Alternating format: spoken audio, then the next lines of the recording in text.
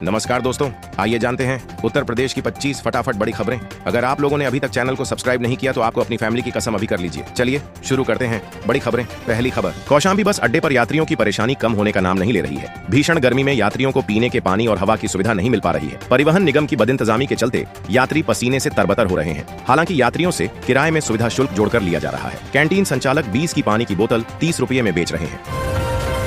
प्रधानमंत्री नरेंद्र मोदी की पत्नी जशोदाबेन ने शनिवार की देर शाम मथुरा के ठाकुर बांके बिहारी मंदिर में दर्शन किए। गुजरात पुलिस के सुरक्षा घेरे में वह मंदिर पहुंची और परिवार के 5 सदस्यों के साथ पूजा अर्चना की। मंदिर सेवायतों ने उन्हें वैदिक मंत्रोच्चारण के मध्य पूजा अर्चना करवाई और ठाकुर जी का प्रसादी अंग वस्त्र और प्रसाद भेंट किया। इसके बाद उन्होंने बाजार में ठाकुर जी की पोशाक की खरीदारी भी की।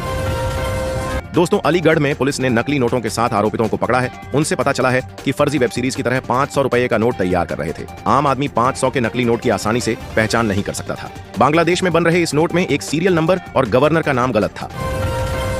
दोस्तों, बुधवार को लोकसभा में पूछा गया कि क्या किसानों को कम सिबिल स्कोर की वजह से सरकारी बैंक लोन देने से इनकार कर रहे हैं। इसके जवाब में केंद्रीय वित्त मंत्री ने कुछ स्पष्ट जवाब नहीं दिया। इस मुद्दे पर वित्त मंत्री ने जो जवाब दिया है उसमें इसका कोई जिक्र नहीं है कि सरकार को उक्त मुद्दे के बारे में पता है या नहीं। रियल एस्टेट रेगुलेटर अथॉरिटी के कामकाज को लेकर देश के कई राज्यों में हमेशा सवाल खड़े होते हैं। इस बीच सरकार के एक बड़ा कदम उठाने जा रही है। घर खरीदारों की चिंताओं के निराकरण के लिए सरकार पूरे देश में रेरा की एक जैसी वेबसाइट लॉन्च करने की तैयारी में है। इस कदम से बिल्डरों के सभी प्रोजेक्टों की स्थिति की जानकारी एक ही जगह मिल सकेगी। यमुना प्राधिकरण ने प्रदेश सरकार से अपने फेज 2 मास्टर प्लान 2031 को मंजूरी मिलने के बाद अलीगढ़ और मथुरा जिलों में 2 नए शहर बसाने का ऐलान किया है। इनमें से एक शहर मथुरा जिले में 11,653.76 हेक्टेयर में राया अर्बन सेंटर के रूप में विकसित होगा, जबकि दूसरा शहर अलीगढ़ जिले में 11,104.4 हेक्टेयर में टप्पल बाजना अर्बन सेंटर के रूप में विकसित होगा। हरियाणा में 1200 स्कूलों में विद्यार्थी की संख्या की घट गई है। इसको लेकर कई शिक्षक शिक्षा मंत्री के रडार पर आ गए हैं। शिक्षा मंत्री महिपाल ढांडा ने पत्र लिखकर शिक्षकों को बड़ी चेतावनी दे दी है। उन्होंने नामांकन बढ़ाने के लिए शिक्षा मंत्री ने सभी शिक्षकों को पत्र लिखा है। 0 ड्रॉप आउट के साथ विद्यार्थियों की संख्या बढ़ाने का भी लक्ष्य दिया है। भारत में शहरीकरण तेजी से बढ़ रहा है, लेकिन नियोजित विकास की कमी से शहरों में ट्रैफिक प्रदूषण और बुनियादी सुविधाओं की समस्या गंभीर होती जा रही है। मुंबई की जीडीपी कई राज्यों से अधिक है, लेकिन अव्यवस्थित शहरीकरण देश की अर्थव्यवस्था को नुकसान पहुंचा रहा है। नगर निकाय वेतन व पेंशन पर ज्यादा खर्च कर रहे हैं, जिससे नागरिक सुविधाएं प्रभावित हो रही हैं।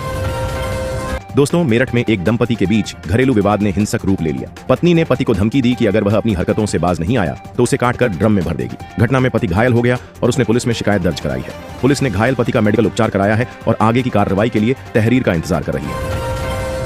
इलाहाबाद हाईकोर्ट बार एसोसिएशन ने दिल्ली हाईकोर्ट के न्यायमूर्ति यशवंत वर्मा को इलाहाबाद हाईकोर्ट में प्रत्यार्पित करने के सुप्रीम कोर्ट कॉलेजियम के निर्णय के विरोध में मंगलवार से अनिश्चितकालीन हड़ताल की घोषणा की है। बार एसोसिएशन ने न्यायमूर्ति वर्मा के खिलाफ महाभियोग चलाने और उनके निर्णयों की समीक्षा करने की मांग की है।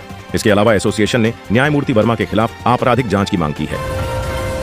उत्तर प्रदेश में मौसम बदलने लगा है। आने वाले दिनों में तापमान में बढ़ोतरी की संभावना है। सोमवार को कुछ इलाकों में हवा चली, लेकिन तापमान में ज्यादा उतार चढ़ाव नहीं देखा गया। मंगलवार को आसमान साफ रहेगा और धूप खिलेगी। अधिकतम तापमान 34 डिग्री और न्यूनतम तापमान 17 डिग्री सेल्सियस रहने का अनुमान है। बारिश की संभावना नहीं है। सुबह और रात में हल्की ठंडक बनी रहेगी।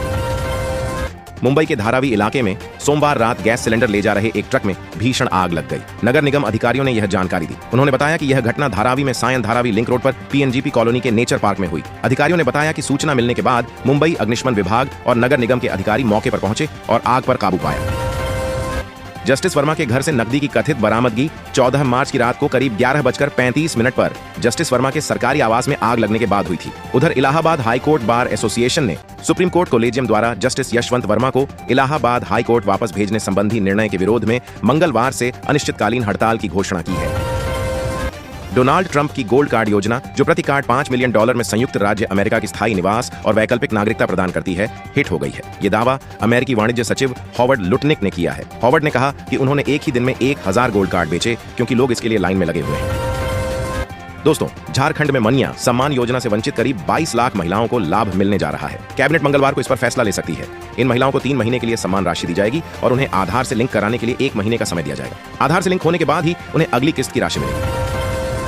दोस्तों, इस गर्मी में दिल्ली एनसीआर समेत पूरे देश में लू के थपेड़े पड्डी एचने वाले हैं। Council on energy environment and water ने चेतावनी दी है कि इस बार लू चलने वाले दिनों की संख्या में 15 से 20% तक का इजाफा हो सकता है। मौसम विभाग के इनपुट के आधार पर CIW ने कहा कि वर्षा में बहुत ज्यादा अनिश्चितता दिखाई दे रही है।